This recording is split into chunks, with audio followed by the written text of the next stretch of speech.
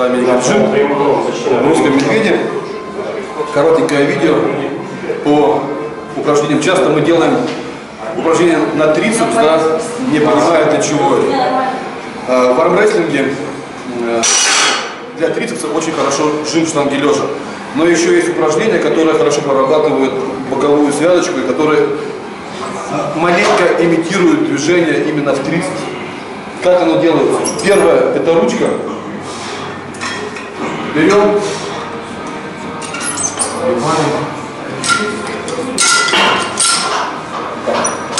Рукоятка первое. Движение такое. Мы тупо опускаем вниз. Имитируя при этом наше движение, когда мы работаем в трицепс на столе одной рукой. Кто-то скажет, что можно делать ее там с плашечкой, двумя руками, но это совсем другое. Здесь именно движение идет одной рукой, где работает трицепс и бок. Если вот. Это первая разновидность. Вторая разновидность. Так, вторая разновидность это что называется? Миша, как называется она? Что? Эта штука. Канатик? Канат. Все, встали. Движение получается вот.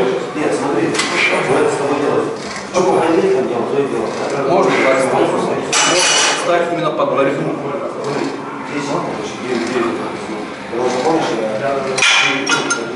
Для трицепса это то, что надо. Пробуйте. С вами был Игорь Джим, The Power, русский медведь, тесто и мясо.